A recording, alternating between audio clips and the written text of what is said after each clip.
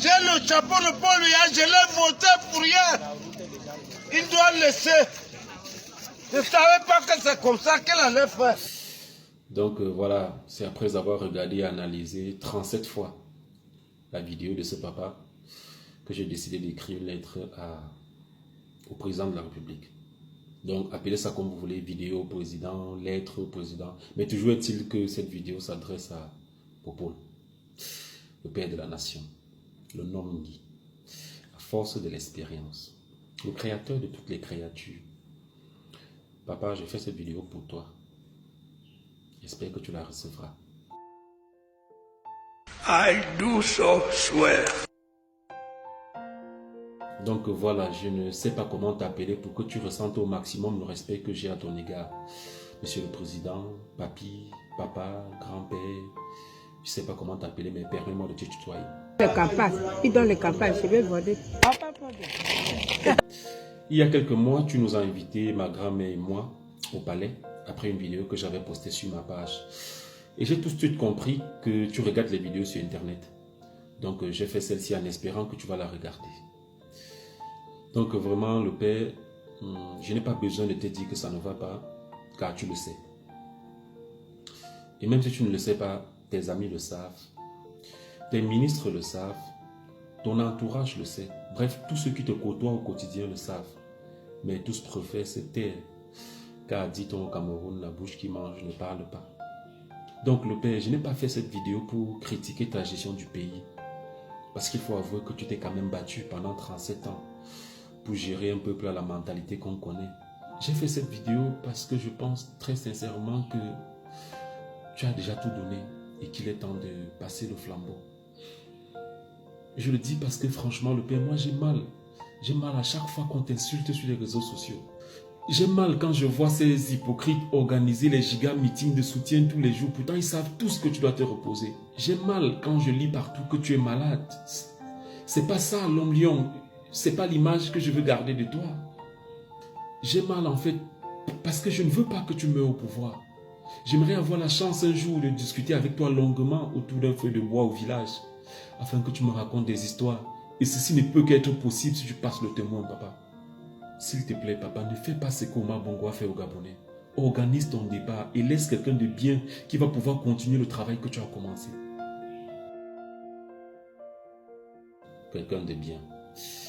Je suis sûr que tu y as souvent pensé et que certainement tu as même testé quelques personnes afin de les préparer à te succéder. Mais le pouvoir étant, j'imagine qu'ils n'ont pas été patients ou qu'ils ont voulu avoir ta tête. Mais est-ce que ça veut dire que le Cameroun va sombrer parce que tu n'arrives pas à trouver quelqu'un? Je pense que non. Le père, toi seul est le conducteur du Cameroun présentement. Et c'est à toi de lui donner la bonne direction avant de partir. Donc, sachant que ce choix ne sera pas facile et qu'il sera probablement porté sur un de tes collaborateurs suffisamment jeune pour impulser une dynamique, j'ai décidé, moi, de te soumettre quelques noms pour que tu puisses faire ton choix. C'est moi ce que je vois. Alors, j'ai passé les 2 derniers mois à analyser les parcours, le profil, les faits et gestes de tous ces hommes et femmes qui ont servi à tes côtés. Et voici une liste que je te suggère, région par région.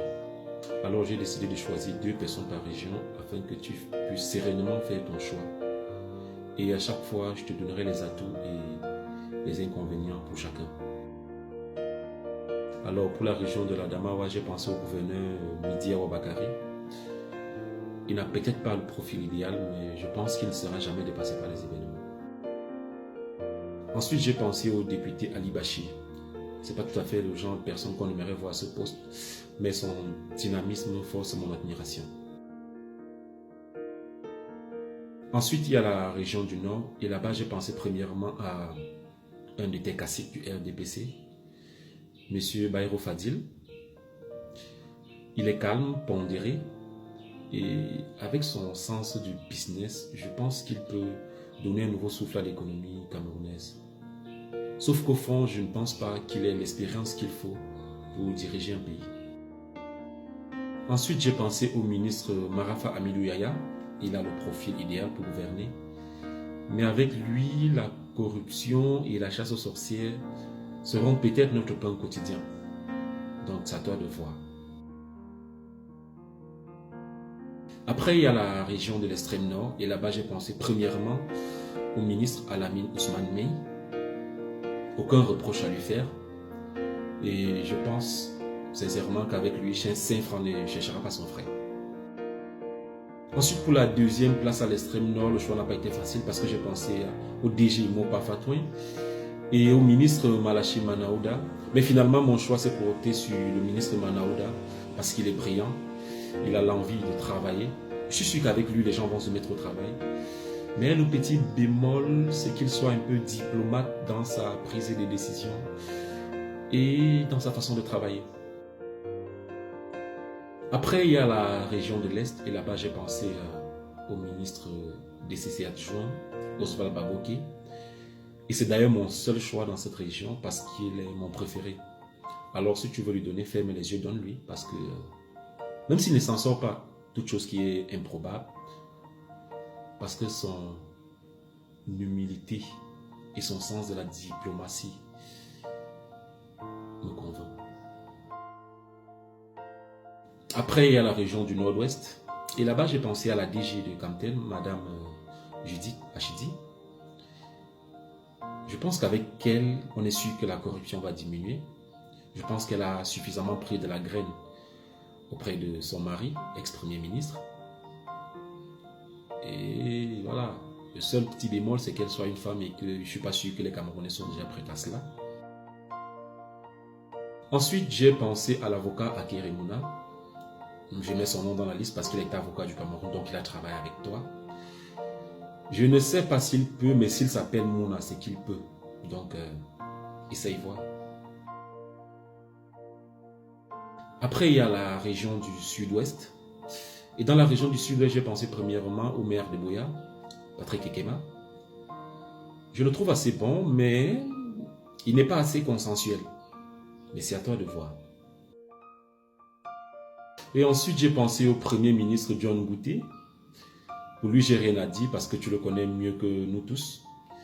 Il est suffisamment flou. Mais comme j'ai dit, c'est à toi de voir. Après, il y a la région de l'Ouest. Et là-bas, j'ai pensé au ministre Kamto. Il n'est pas le meilleur dans cette région, non. Il est le seul. Son seul petit défaut, c'est cet intellectualisme qui le rend un tout petit peu radical. Mais je pense que c'est gérable. Après, il y a la région du littoral. Donc, à plus de 70 ans, le ministre Laurent Esso ne peut pas figurer sur ma liste. Et tu comprends bien que s'il n'est pas sur la liste, c'est que personne d'autre ne peut y être. Je te laisse deviner pourquoi. Donc, on passe à la région du Sud. Au Sud, j'ai pensé premièrement au ministre DCC Ayolo, parce que c'est mon ami. Est-ce qu'il va bien gérer? Je ne sais pas. Il est très mystérieux. Mais, essaye voir. Ensuite, j'ai pensé au ministre Motazé, le blanc. C'est comme ça que j'aime l'appeler, parce qu'il est un blanc. Il est un blanc dans la tête, en fait. Mais son nom est sur ma liste beaucoup plus à cause de sa femme. Cette femme. L'humilité de ça. Je pense qu'avec ce genre de femme, il va réussir à tout prix. Donc, à toi de voir. Après, il y a la région du centre. Là-bas, ça n'a pas été facile. Mais je pense que le ministre Betty Assomo est le meilleur de tous. Il a de l'allure, il est pondéré, calme, consensuel. Il connaît son pays mieux que tous les autres. Donc, c'est l'homme idéal pour cette région. Et ensuite, le choix n'a pas été facile parce qu'il fallait choisir entre le ministre Sadi, que j'aime bien, et le SGPR Ngongo. J'aime bien sa tête. Donc finalement, j'ai choisi le ministre SGPR Ngongo parce que j'aime bien sa tête, vraiment. Mais il se dit qu'il n'écoute pas beaucoup les gens. Et ça, c'est peut-être grave. Bref, papa, voilà région par région les hommes et femmes que je pense être capables de continuer les chantiers que tu as commencé.